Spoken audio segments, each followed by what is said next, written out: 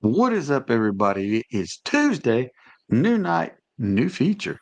Welcome to Jackson Kayak Dock Talk. Let's go. Let, let's just go.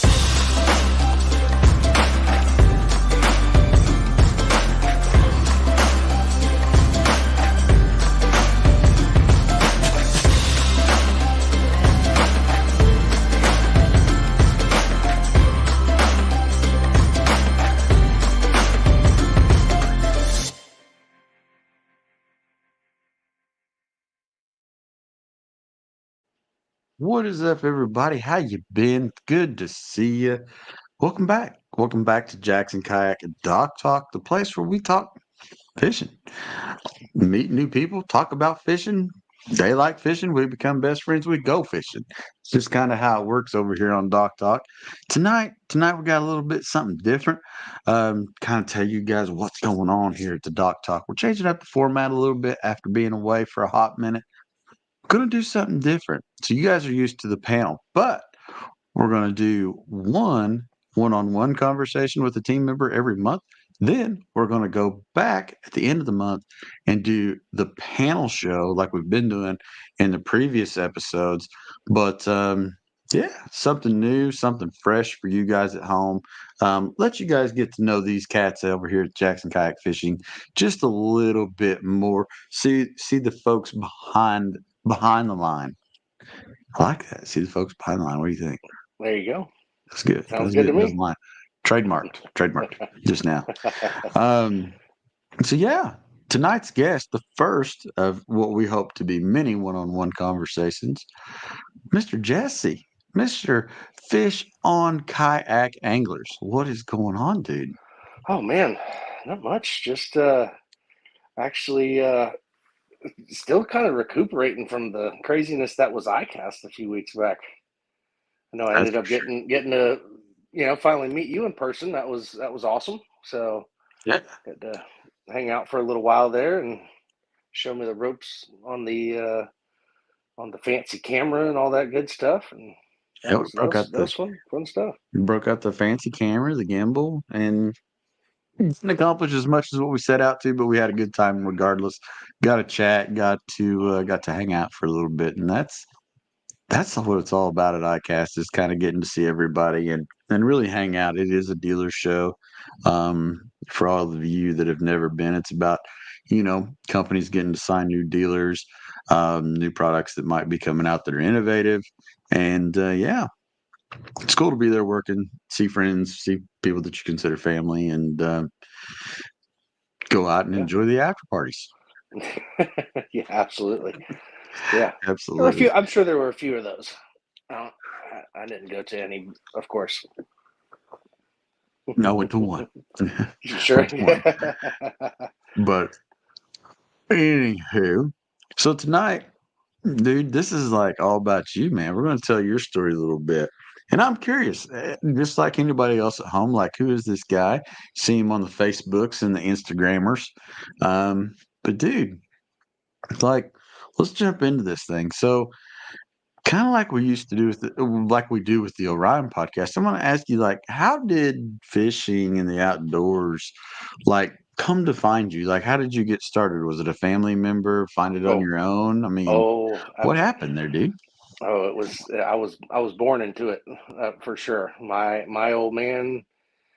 Uh, his old man passed away when he was about 16 or so from a heart attack, and he used to go. They used to go fishing all the time. So when my old man was young, he would actually go to the Everglades. His mom would drop him off uh, around that age, and he would literally either stay out there with buddies or live off the land, hunt, fish, trap, stuff like that, and trade with the people there. And so I grew up in South Florida, so we, Everglades was a big thing, swamp buggies and airboats, bass boats and stuff like that. But being in South Florida, you're also by the Keys and also Southwest Florida, so prime saltwater fishing. So we also grew up down there. I grew up in the Keys and around Flamingo and Everglades City and 10,000 Islands. I remember my dad catching these monster 40-inch plus snook, and stuff like that growing up. And then we also had a 38-foot Grady White offshore boat with a couple outboards on it, and we would also take trips down to the Bahamas and stuff like that. So a lot of fishing, a lot of fishing. My old man was definitely my inspiration behind me fishing. I learned at a young age, at a real young age. I got some buddies that still are like, dude, I don't know how you can skip like that. I'm like, man, when you grow up as a kid skipping under mangroves and stuff like that for those snook and stuff, you learn at a real young age. So no, my dad was by far for sure my biggest inspiration and what kept me really going when he passed away about 10 years ago or so now, from pancreatic cancer, at only 65 years old. So uh, it was rough, but at the same time I wanted to kind of keep his spirit going and keep going what he taught me. So the fishing was a big thing, and also the horses as well, which I'm sure we'll talk about that later. But yeah, that's a big part of my life for sure. So, when you were growing up, I mean, obviously you started young. Did you have any of those? I mean, I know a lot of us we get interested in the ladies and driving fast cars and doing all the fun stuff. Did you have any gap where you like kind of moved away from fishing and then came back? Sure, no, absolutely. Yeah, I guess, I mean, I might as well for the story here. My I didn't get to see my old man for a few years, we'll just say. Um, so that kind of really kind of pushed me away from the fishing scene for about 5 years. I really kind of didn't see my old man for a while there. Not by choice, we'll just put it that way. So that was real tough. And so, the whole, I'd say, coming into elementary school, into high school, without really, I mean, I have my stepdad and my mom, obviously, but at that age, you're kind of rebelling against everything, kind of deal. So yeah, there was a handful of years there where, yeah, I might go fishing with a buddy here and there, but no, it was not like it was when I was a kid up until, I'd say, fifth grade or so, and then Mhm. up until, I'd say, 11th or 12th grade, when my old man got back. Uh, he then we started fishing again. So, and then we fished as much as I could with him. Once we found out that he was sick and it was stage 4, they found it too late. So I got back in it right there. So yeah, there was a good, I'd say, good handful of years there where I kind of veered away doing sports and stuff like that. As you can kind of see, a little bit of a Gator fan right there behind me. Live a Gator fan. There ain't So nothing wrong with being a Gator fan. I that's believe right. as a young man, I too was a Steve Spurrier fan. There you go. The old ball coach. Yes, That was sir. kind of a cool time to grow up, man. Yes, sir. Cool time to grow up being a Gators fan. Yeah. Actually, Rex Grossman, just one time I mean, like basically, I played Rex Grossman in high school. Awesome. Awesome. That was Yeah. actually, when I was in high school, I was telling everybody, watch, this guy's he's gonna be doing pretty good in the NFL. And I swear, He just Yep. had a receiver that could catch the ball. They got to the Super Bowl, but it was a roller coaster to get there. Yep. Yep. So yeah, Good Rex times. Grossman was basically one town up, and we Oh, played him awesome. in high school. Yeah, it wasn't fun.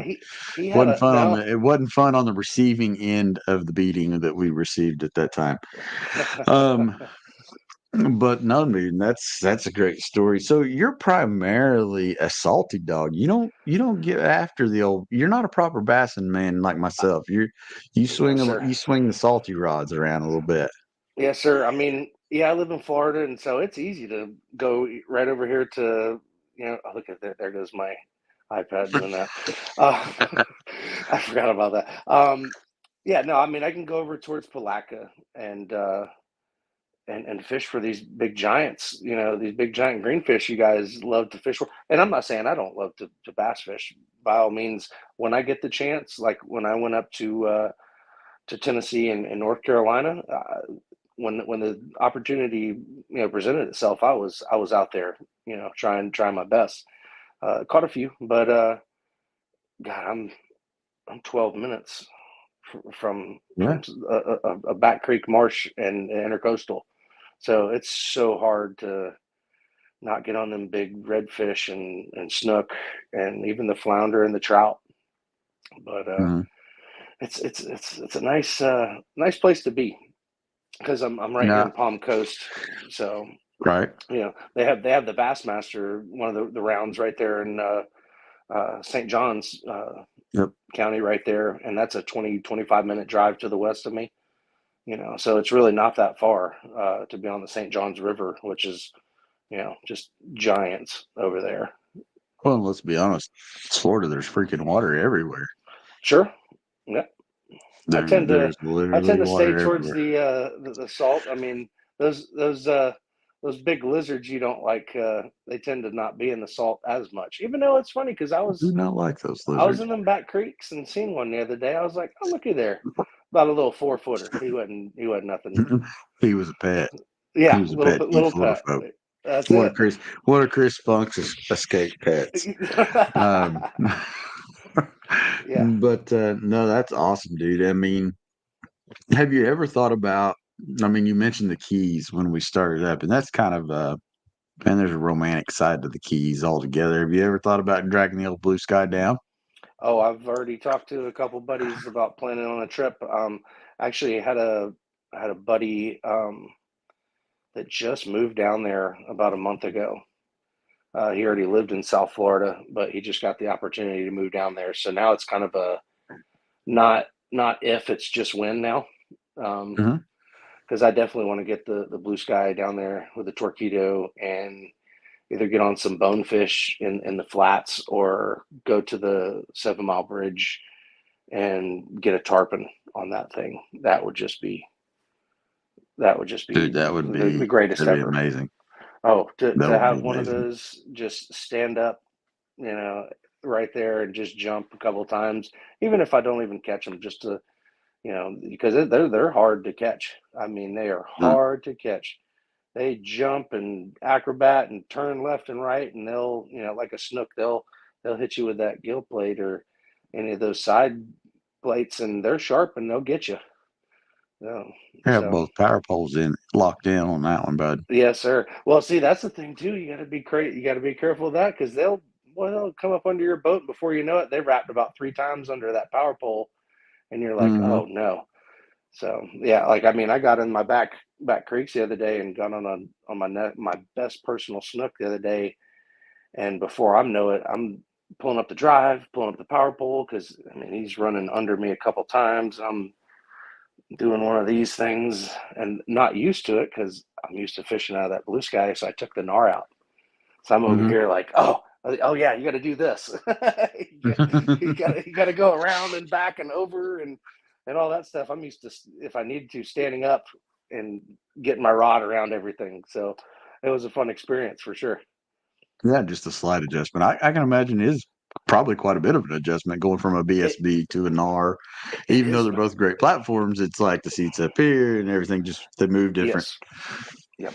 It was definitely a different experience.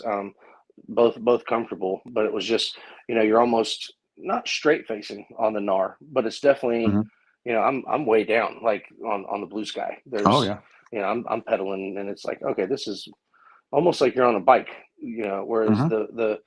the Nar or any kind of pedal drive kayak, you kind of feel like you're on one of those laying down bikes, the forward Yeah, facing a ones. little recumbent style would be Yeah, the best way to put it. yeah, But yeah, that's cool, dude. And I got to see the picture of your snook, dude, and it was awesome. yes. It was Oh, absolutely awesome. that thing, So, he jumped. At first, he didn't even jump. When he hit, I thought it was just a nice size red. Because when he hit, mhm. he just dug, and I was like, "Oh, nice red."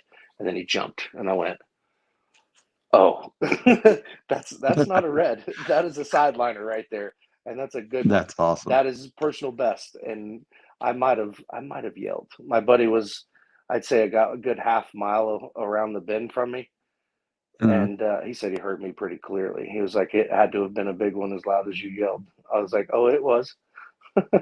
That's So awesome. So, like, your progression in saltwater, like, what's that look like as far as, like, how you've moved along, through that? Like, how does one like, kinda where did you start with it? What were you sure, catching? And then maybe, like, as you graduated species, like, kinda walk me through that. sure. Yeah, no, like taking what my dad kind of you know taught me as a kid, and then later on a little bit in life. Uh, didn't really, when he was passing away, I didn't have that thought about this is what I'm gonna want to be doing. I just thought I was gonna work on horses and stuff for a very, very long time, which I have for 21 years now. But you know, starting starting off just after when he passed, I kind of used the whole live bait thing, starting off, using a lot of live shrimp, things like that. My old man was always kind of like, it's a lot easier to feed them than it is to trick them, which, sometimes it can be, sometimes it's not. But so I started like that, just doing, just my local little areas down in, I'm up in Palm Coast right now. So I was down in Palm Bay at that time. So I was hitting these little spoiled islands that were just, man-made, doing pretty good on the uh, what are they the trout, speckled trout and stuff like that, because that's actually one of the sea trout capitals of the world, actually the Indian River Mhm. down there. But I was still kind of not really liking my numbers, and then not having my dad to fall back on, that was a little disheartening, when you're getting these skunk days and you're like, man, what am I doing here? Like, what's going on? Like, do I even want to be doing this? You get some of those days. And then I found a company called Salt Strong, um, and they had these courses online, and I was like, let me see let me see what's up with this. And they had a full, you pay for the year membership, and it's a money back guaranteed. If you're not happy by the end of the year, we'll give you your money back, no questions asked. Like, well, let's try this. And man, took the courses and started really seeing the details of what I was missing, like the little like boat location, where I was fishing. I was fishing in a lot of just dead zones. Just trying to throw bait out or trolling or stuff like that, and places that I might have got lucky if a fish was there. Kind of one of those deals. So I really started, kind of taking a little bit what my dad taught me, and then really looking at these courses, and I started just the numbers started coming, and I'm like, okay, this is different. Then I started getting into the artificial. One of my buddies was like, dude, just come on, this time you waste your money every day buying these shrimp. You throw half of them away when you're done. What are you doing? I was like, all right, let's try it. And I'm a big paddle tail guy now. I just throw it and reel it. You could change the cadence Mhm. on it and stuff like that. Maybe give a little pop here and there, but that's kind of what I started off with. That and just doing some twitch baits and stuff like that, and started getting a little confidence. Catching some fish, some good sized fish, putting those skills from learning stuff at Salt Strong, uh, and other buddies too.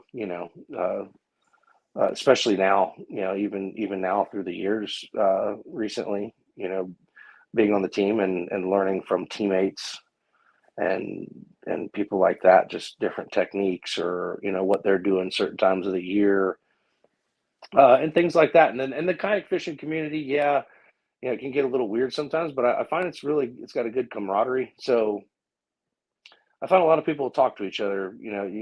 Sometimes you get those people, but you get that in anything. Oh yeah. Um, so learning from some guys and self learning. You got to get out there and learn yourself. But you got to, if you're just out there doing something repetitive and not doing the same thing and expecting the same results, that's we all know what that is. So Mm. it was just time and effort. Time and effort and learning some stuff from that company, and friends just helped out a lot. And I mean, now I'm here now and doing tournament fishing, and I'm doing trying to get some big boy tournaments going, and it's been fun. It's been fun.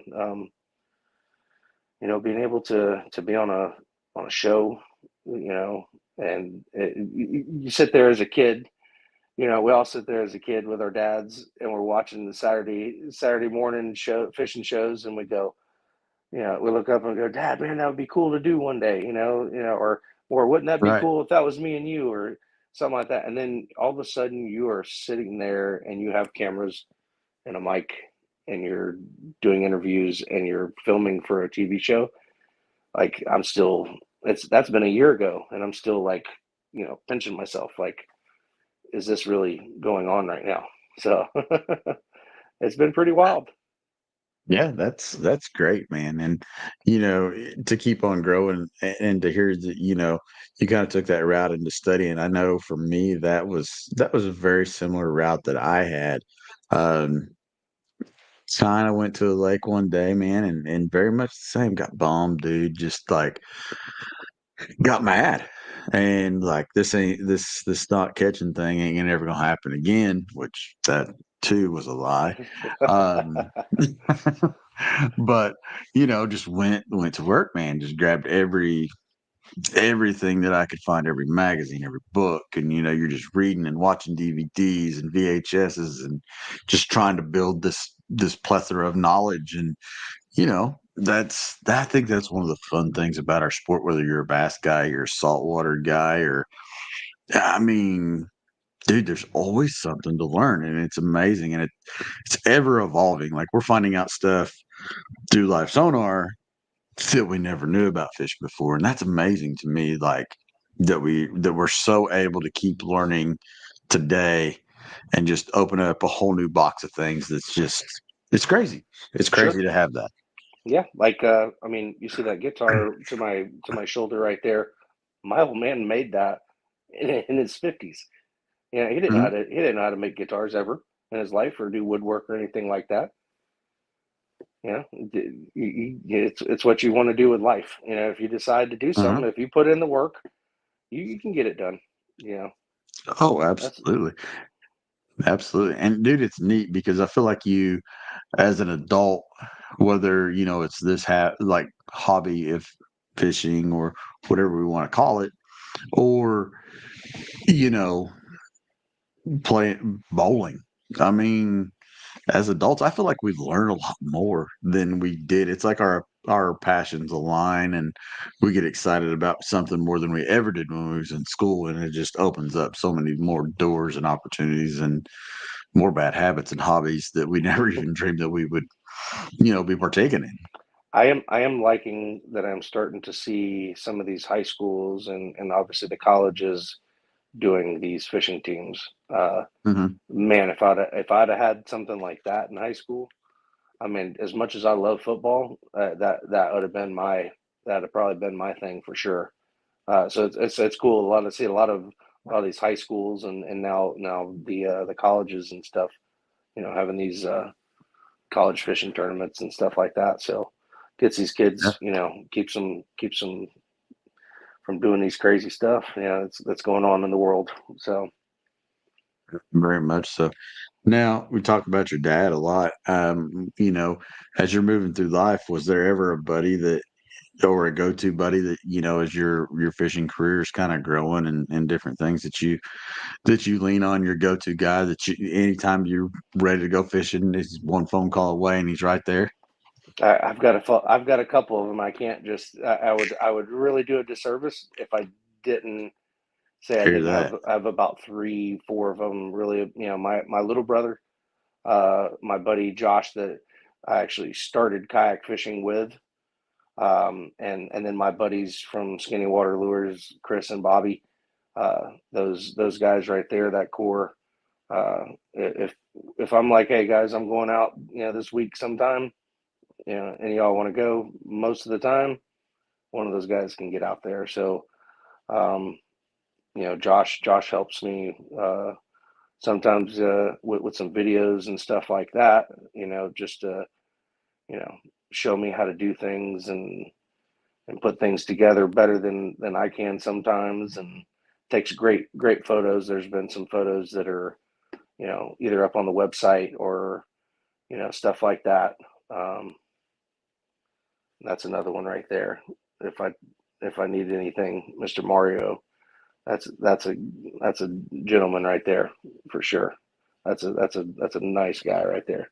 He's helped me a lot. He's over in Tampa. Got a really great organization called Tampa Bay Kayak Anglers. There's a lot of summer camps and camps for kids. Nonprofit organization. They're amazing. So any of y'all are in the Tampa area, highly recommend that guy. He's super knowledgeable. Him and his wife are super nice. Uh, Seriously, he's known EJ, I think, since before the fishing side of Jackson even started. So Nice. good dude. And let's kind of elaborate on that because I feel like that's important. Like the Florida kayak fishing community, can you speak a little bit about that and kind of what you see, some of the different places that there are to for folks in Florida to get involved with it? Maybe they're looking for something they don't know about it yet. Yeah, no, I mean it's pretty cool because the state's so crazy as far as like the regions. Like Hmm. our northeast region here. You go up to Jacksonville and you can get like marsh creeks, but you get like a 6 foot tidal shift. So it's like you go up in the back creek and you got excuse me, let me clear my throat. So you go in these back creeks, and all of a sudden an hour later you're pulling through mud, or you're stuck. So Hmm. you've got areas like that. Central Florida on that coast. There's not a whole lot of tide changes per se, but just like I was saying, sea trout capital of the world. And you go to South Florida and those giant snooks, so it's really cool. I mean, you go up to the Big Bend, you got the old, what we call Old Florida, from I'd say Cedar Key up around just before Panama City. That whole bend of Florida, that's what Old Florida used to look like. And if you ever wanted to see what Old Florida used to look like, you go to the Big Bend area. So, you've got guys like the Big Bend kayak anglers up there. Over here we got St. Augustine kayak anglers, as clubs. Um, you got Tampa over there. Uh, I don't know a whole lot of guys in South Florida except for a couple guys. But yeah, it's pretty diverse because of such a diverse fishery we have. Then you've got some of the guys that are in the central part of Florida that love fishing, for bass and freshwater stuff, bowfin and everything.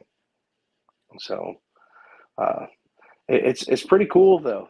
That's a good thing about it, is because if say you got somebody moving down here, which a lot of people like to move for Florida for some reason. It's hot down here, guys. You got to stop. You guys got to It's stop very hot. moving. Don't You got to don't stop do moving it. down here. There's mosquitoes. We got alligators. We got sharks. It's not fun down It's here. really Please. hot.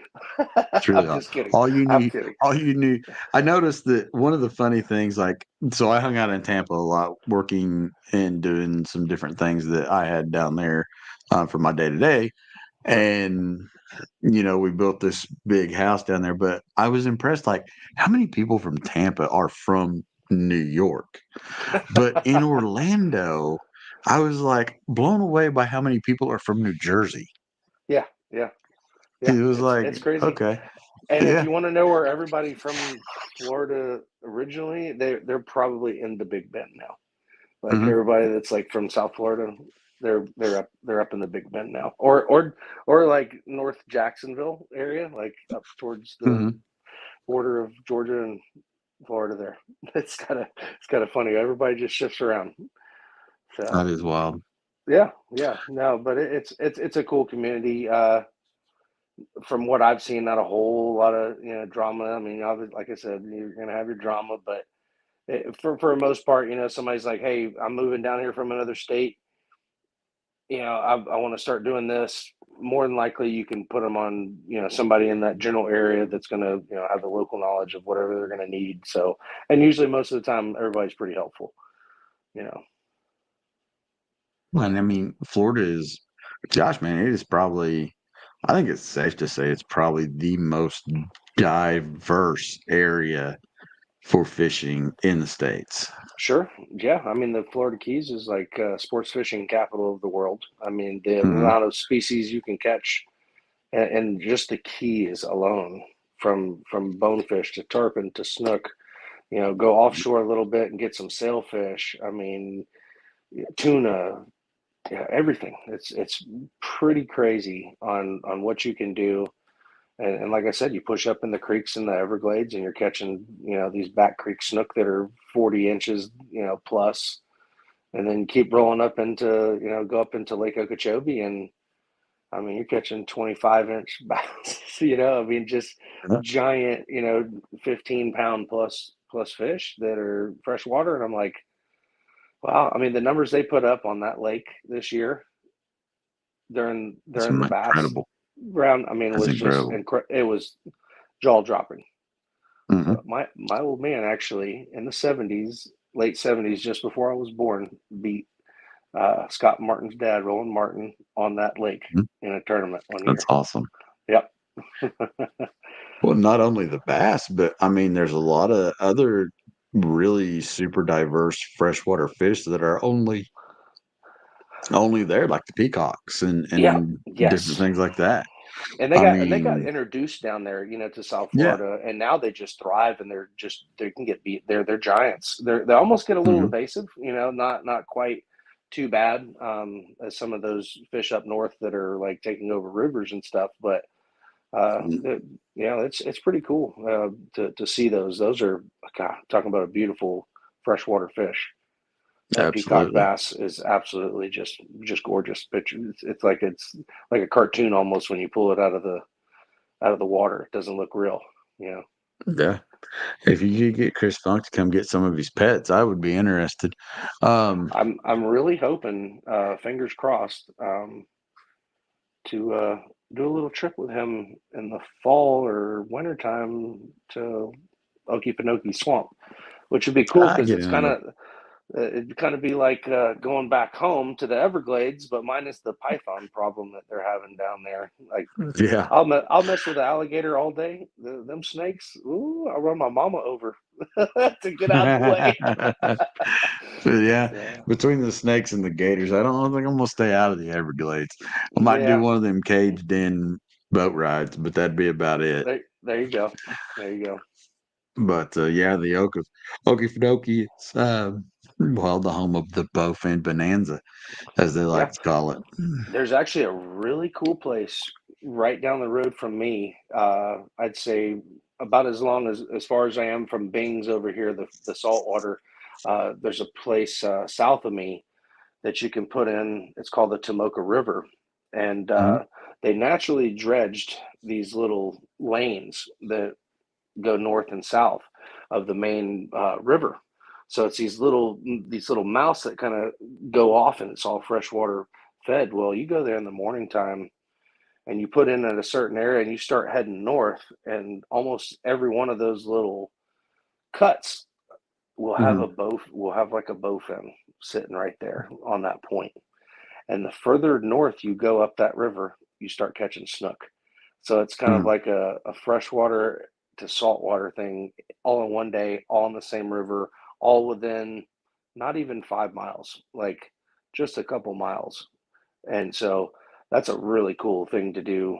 Sometimes that's one kind of quote unquote fresh water thing I will do from time. Uh, I haven't recently, but the last time I did, I had a giant and got him right to the boat, and they do that bow fin thing, and Oh yeah. shuck, and there went my lure, almost came flying at my face. They bowfin have been known to wreck some tackle. I've actually got spinnerbait here back here hanging up behind me that is just a twisted up, mangled mess from one that I'd caught. And man, I mean, pound for They get pound, so probably one of the violent. hardest, strongest fighting fish Yep, right there with that in snook. fresh water. They hit the same. They have that same just Oh boom. I mean, just hit it. So yeah, they are. They are somewhat fun to catch as long as you got, good set of fish grips, preferably. yes, yeah. I was not looking forward to grabbing that thing. I was like, get the net, and then I'm looking Yeah. for my grips. I'm like, yeah, but I didn't have that chance. So, but I've caught some good ones right there in the past. About 20 inches or so. So I Hmm. don't have the scale. So usually not how we're doing it in the saltwater world. I mean, now that being said, we got the live weigh-ins and stuff, so we do bring them in for certain tournaments. But for the most time, it's the catch photo release. So I'm usually just measuring by length at that point. Measure for length, Yeah. drop them back in. So day to day, dude, like, what do you do to support your fishing habits? Let's talk Oh about that man. a little bit. Well, I got that from my dad too, unfortunately. I say unfortunately, but it's a curse and a blessing at the same time. I'm a second generation farrier, so not a ferry for people, and I already got my buddies over here probably going to start in the comments. Uh, Far from it, boys. We know that. So I'm a horseshoer. I work on horses for a living. I am second generation, like I said. I started uh, with my old man, handing him nails and his tools, and started learning the process at a young, very, very young age. Um, as soon as I graduated high school, I got about a couple weeks, and June the 1st of 2003, he said, "Son, you ain't gotta do this for a living, but you're gonna learn it. You don't have a Yeah. choice." So I was like, okay. So fresh out of high school, you know, weightlifting team, football team. Yeah, I got this. Boy, my legs were shaking like jello the first day. I was in good shape too, and that is a different type of muscles that you use.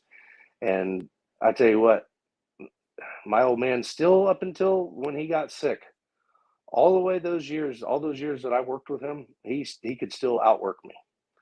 It was just a different character. That they were just he was tough. But yeah, no, we either basically trim the hoof or a lot of people that are jumping horses, or race horses or things like that.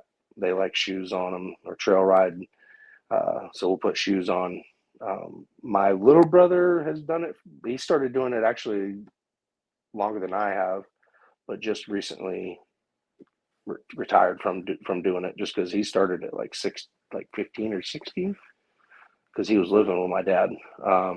Whereas I started about 19 or so. So yeah, been doing that 21 years this year.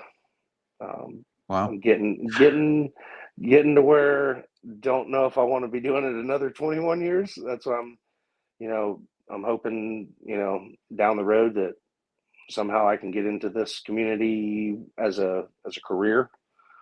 Hmm. I don't care to make as much as I do with the horses as long as I'm doing what I love.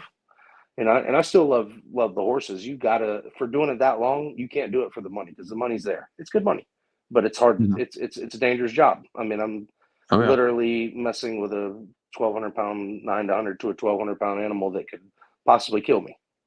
I mean, Hmm. stomp my brains in, bite me, anything, anything it wants. Oh yeah. So yeah, I mean, perks of the job. You, it's good pay, but and it's good. It makes for good stories for sure. Sometimes I can imagine. sitting around the campfire, I've got quite a few. Not too bad. I haven't gotten too bad messed up, but it's been a blessing because it's let me I can really work on a lot of horses in one day, uh, Mhm. and bust my butt for say 3 days or 4 days, and have those extra days, or make my own schedule, being my own boss. Yeah, I Mhm. work part time at the kayak shop, down in South Daytona, Sandy Point, but that's only Sundays and Mondays. That Mhm. also kind of helps for the expensive fishing habit, too. But yeah, no, just working on the horses, man. That's what Right, gets the and bills paid. you go to the horses. The horses don't Yes, come sir, to I you. do. No, sir. Yep, I got my truck. I had a trailer for a while, but now I'm just working out of the back of the truck. I mean, I pull the trailer and get like 7 miles per gallon less. So it was like, what's the point in doing that when I'm not doing uh, a whole lot of shoeing, but I can still shoe out of the back of my truck. I have my anvil, I have my box. My Mhm. anvil has two knobs on the side called turning cams, where I can take the steel shoe and cold hit it pretty good, and turn it whichever way I need to fit that foot. That's Mhm. the one thing about shoeing that a lot of guys will miss, is they'll just go, I'm gonna trim this foot up a little bit. I'm gonna maybe shape the shoe a little bit, stick it on there, and then I'll just cut all that crap around it away. And it's Mhm. just a butcher way to do it. You got to trim the foot, then you shape the foot to the you shape the shoe to the foot. So little horseshoeing 101 for Oh everybody. yeah. Well, you get bored down there in Florida. I'm sure you can move up here around Kentucky and Oh no, Ocala! I tell you what, you go to Ocala, and they just got a World Equestrian Center opened about 3 or 4 years ago, and that place Mhm. is that's top notch over there. If I really wanted to get into some, like, I've got plenty over here. That there's so many horses over there, and such a beautiful Mhm. facility. I think there's like 7 arenas in the one building, Mhm. and then they've got stuff throughout the whole facility. So it's close. It's close to Kentucky as far as, It's not no Kentucky Derby, but Mhm. it's 1A. For a while there, we were arguably, Marion County and Ocala was horse capital for a while. They kind of Really? took that over. For, I'd say, late 2000s. Mhm. You know, they were they were there, and now they have this World Equestrian Center, and it's just, they're neck and neck. It's Yeah. if you'd be surprised. You go through the So, center state of Florida. what type of horses are you primarily dealing with? Is it like up here? I mean, obviously we've got Kentucky area, we got thoroughbreds and all that Yeah, fun stuff. I was very fortunate enough to have a dad that didn't really need to specialize in like one Mhm. set. Like, he didn't stay on the track, thank God. I that's one horse I really just don't mess with anymore. Like, going to a track, I don't even Mhm. mess with race horses. They are so high strung on all their protein and other things that they give them to just keep them Mhm. just hyped up all the time. So you drop your tool into the box wrong, and they're like rearing up and going crazy. So Oh yeah. I stay away from them. I've gotten to where, in my prime, I was doing bigger barns because it was nice to sit in that one spot and just knock them all out and be done.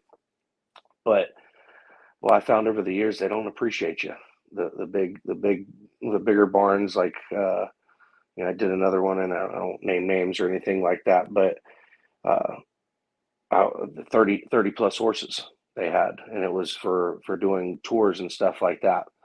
And at the drop of a hat, they'll find somebody else for $5 cheaper, Oh yeah. or just not loyal. And so I've gotten to the point now where I've got a lot of just backyard, what I call, quote unquote, backyard accounts, that they love you, they appreciate you. When the Mhm. holidays come and things like that, they throw you a little extra, and not even asking, not even expecting it, but people like that that'll appreciate you, and understand if something happens with, with the family, or if something's going on with you, and things like that. So that was the hardest part. My dad said too. He said, "Son, it ain't gonna be Yeah, the horse is that's the hard part. It's the horse people that's going to be the Yeah. hard part, putting it up with them. And yeah, that's the one thing. Just but that's a good thing. He kind of taught me, to how to run the business.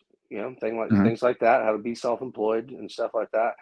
But I also do have a better half that is a career woman as well. She graduated from UF. Kind of that's how I met her over in Gainesville, through mutual friends. Uh, and she's a hard worker. I tell you that right now. I couldn't put up with some of the stuff she Awesome. does. She's a apartment manager for 700 and almost 800 units, 780 something units. Daggone. It's That's yeah. because you guys in Florida don't build nothing small like that. It's the biggest one in her company too. It's pretty wild. Yeah. But no, talking about the thoroughbred, the racehorses being all wound up, we had a project, dude, just like it was a couple years ago, where we was doing a big renovation on a farm, and when our company would, well, I had to go down and do measuring and some different things like that. But when I would get down there, like all these signs down the driveway are just like, don't drive fast, no faster than 3 miles an hour, because the gravel popping would freak out the horses or whatever. And Oh yeah, it yeah. was wild. Yeah. Yeah. I remember as a kid, my dad going to South Florida, some of those tracks, and they'd have back then in the late '80s, early '90s, some of these places would have geez, there it goes again. They'd have chained up. Love it. They'd have chains instead of ropes, for Hmm. cross ties, because these horses would get so crazy that they just pop the rope like it was nothing. So Hmm. it's just like wow, like I just don't mess with them no more. Not the race horses. They're just another There you go. breed. The jumping Yeah. horses, people are, they're all nice and caressed and just sitting over there with their in their spa and in their barn, kind of deal, getting spa treatments and stuff like that. So the English is a little different than Western for sure. The two disciplines, two different Can people, imagine. two different people. I can imagine. Well, dude, it's time for some bonus questions, dude. Sure, You ready for like some fire round bonus questions? let's do it. And this is my favorite part, honestly. Let's get the cheesy music going. I didn't get to see If no I can comments find it. tonight. I didn't I have had my to phone log going. in. I'd been logged out for so long that it was like, oh, there we go. Little cheesy music for everybody at home. First question. Biggest fish to date that you have caught in Florida? Okay, I was a kid and I caught a 6 foot nurse shark off my dad's Ranger bass boat in Southwest Florida. I think it was Flamingo. But I Huh? was a kid. I remember sitting on that back seat with my feet on the motor, and just getting my butt kicked and just getting wore out and almost, hollering for my dad. But got him up to the boat. That I'd say to this day, that'd probably be, one of the biggest just fish, Mhm. personally. Kayak wise, I tell you what, that snook this last week, that was up there. I think that was probably the biggest one that I've caught out of a kayak for sure. That's awesome. Sure. Now, next question. Bucket list trip. Oh man, two. I can't say Yeah, it's one. fine. Uh, Down there with Bart, in Panama. Panama. Yeah, that I've ever since I've seen that, and Will and everybody going down there catching those rooster fish. I mean, that's on top of the list for sure. Mhm. That'd be the one. And I'd probably either the Bahamas or a Hawaii one for like some mahi or something, like Yeah, overlooking a big old island volcano or something like that. I think that would be pretty neat. yeah, might be cool. Definitely. Let's see. So, how many times have you been kicked? My first Rough year, estimate. Rough my estimate. first Yeah, my first year. first year, I got hit pretty good from what we call cow kick. So I had a uh, old old ranch horse. So these old cowboys, he was a cow horse. So he just, he herd cow. So them old cowboys, they're cowboys. They're not easy on their horses. They'll feeding carrots and petting them and all that stuff and grooming. No, they're a tool to them. So the horse was a little spooky, and we were doing all four shoes. We get to the last foot, and when you nail a shoe on, like I would always pull the shoe, and my dad would trim and nail the shoe, and then I would pull the shoe forward on the stand and finish the nails because the nails come out the side of the foot. You got to clip the nails, file under, and then fold the nail over to hold that shoe into place. Well, I get to my last foot, and I was about 19, my first year. And he was being just real spooky. And you'd think we've already done the other three, by now that, we wasn't going to hurt him. Well, I'm finishing that foot. So I get it all clenched up and I'm taking my file to clean it all up. Well, when I come around that foot, I come around the inside of that foot. Well, you got to think that back foot is being pulled forward. So it's kind of up under his belly. So when I come around, my inside elbow bumped his belly. Oh. As soon as he bumped his belly, he hopped sideways and went bop, and what we call cow kick, and punched me. Literally kicked me right in the cheek, like literally right in the cheek. I don't think Mike Tyson could have come up and hit me any harder. I went up against the wall, boom, and I turned around and I just saw red. And I went and I grabbed that. I went and I grabbed that horse and I tried to knock his brains out. And every haymaker that I threw, that horse would rear back and I would just miss, which just made it even worse. So I'm over here and my dad's yelling at me and I'm yelling at my dad and the cowboy. When I'm done here, I'm about to come to y'all. And at that point, I didn't care. And at that point, I was like, oh, I shouldn't have said that because my old man would have just absolutely creamed me. But at that point, I'm just seeing red. I'm seeing a horse that just tried to knock my head off. So that was my first experience. That was my first experience. And believe it or not, all the way up till just this year, I've been pretty lucky. And this last year, I've gotten popped in this hand twice by two different horses. Like a regular, dude, I'm over this. I'm over this. I'm over this. I'm over this. This is what you Apple users get. This is what you Apple users get. Hey, you know what? I will take that. I will take that for sure. Oh, man. I'm turning those gestures off if I can, I swear. But no, yeah. What was I even thinking? What was I even saying? That one caught me off. He was popping. Oh, yeah. So I got popped twice this year, within like a month or two of each other, in my left hand. One by a regular horse. Like I'd go to get that back foot, and he got me one good time, and he might have got a little manner lesson. Nothing bad, but he got a good manner lesson. And then the other one was a little mini donkey.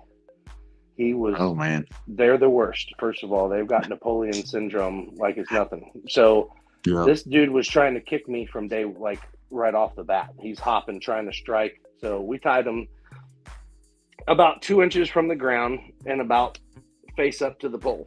So he couldn't, we weren't doing that. So he squats, he tried to just squat back. We got a little tight. When you get tight on the halter, kind of doesn't choke him out completely, but it makes him a little lightheaded. So he kind of doing this little snorting thing like he was snoring. So he sits down. So I let him go and I go to kind of pet him like, all right, it's all right, man. And as soon as I do that, I go to reach to go down that foot. He takes his back foot and just wham, just as he's standing up, and just catches me right in the hand. And man, younger me would have probably just, tore him up. I'd have gave him a good manner lesson. But I was like, you know what? I'm 40. I ain't got time for this no more. So I just kind of I leaned into him a little bit, put a little pressure on him, and just we got it done. But no, I've been pretty fortunate. I've gotten pushed around some few times. You stay out of those zones where you're not in right in the front. People tell me people have asked me if you're going to get kicked, would you rather be in the front or the back? I will take a back kick all day because it's usually one and done. Yes, it's a stronger one, but a front one, they'll grab you and then they'll Yeah. stomp you. Well, yeah. They'll, Yeah. ooh. I mean, they'll Mm-hmm. get you at that point, and either stomp you or as they're stomping you, grab you with their mouth. I mean, it can get pretty ugly. I've seen some stuff where, some guys have gotten really, really messed up, especially the guys that work on the teeth. Like that's the only thing to this day. A couple of years back, my brother learned from my dad. My dad did that as well. That was one thing I kind of refused to learn because I was still to this day it makes me nervous. It's the only thing around horses that still make me nervous to this day is working on their teeth because you jack that mouth open with a metal speculum, Mm-hmm. and that's a weapon right there. And they get stupid sometimes. You're over there filing on the inside of their mouth, and they'll rear up, and you're in the front. You're right there in that strike zone. So you're putting yourself right, like going, hey, here I am, kind of deal. So that I've stayed away from that. That's one place that I humbly bow down and say, nope, that's not me. I'm not that bad. You convinced me to stick with cows. Yeah. Last one from a fellow BSB user. Jason Cassidy wants to know BSB versus the manatee. Has it happened and who won? Okay, I have not actually, I've been bumped a little bit by the manatee, but I tell you what, I was on my CUDA 14 and got a manatee lift me up, and that one almost spent me over. That one almost spent me over. But I've actually seen a few sea cows come out there, but they, aka manatees for the people that don't know, we call manatee sea cows. Yeah. So they'll come up to you though. You do have to be careful with them. But with that blue sky, I mean, it's 48 inches wide. It's oh, hey, Emily, and who was that? Was that Jason? Yep, Jason. Oh, okay. Yep. And that another fellow blue sky guy. Yeah, no, they're pretty good as far as they're curious because they do want to come up. They will come up and bump you, and a lot of people have, unfortunately, they get the lettuce out and stuff like that, and they go to feed them. So you get them like some of the alligators that want to come up and they want to have what the last person gave them. So then they're curious, and then they come up and bump you and all that good stuff. But they're cool. They're pretty cool. We have a rental down in the Daytona area that people see a lot of them, dolphins and stuff. And a lot of people don't know down over by the Cape Canaveral this time of the year, we actually have bioluminescent waters. You can literally, man, it's really cool at nighttime. I mean, you pull your hand through it, or you see fish, big dolphins. My buddy sent a video of a dolphin, like he was kayaking on a kayak tour with some people, and this dolphin come by them, and it lit up the dolphin, and you could see him just swimming through the water at night, and it was pitch black, but the bioluminescence lit them up. That's wild. So it was just, it's so cool. I haven't got to experience it yet. A little tricky when you got the kiddos in the evening time to get to bed, but I've told myself I'm gonna make a bioluminescent trip. It's always good the heat of the year. Right now it's up at its peak right now. So well, I'm gonna give you one more to end on. Sure. Just because I want to know. I want to know what you're gonna say. Greatest gator of all time. Tebow. Tim Tebow is the greatest. Not only is he the greatest is he the greatest gator of all time? I'd put him up as top 5, top 3 college football players of all time. No, without a doubt. That wouldn't even. I've got a. I think that's like, I've got a thing. Yeah, I've got a Tebow thing. Sorry, I grew up like a couple years out of high school. I was in Gainesville for those. I mean, you see those championships.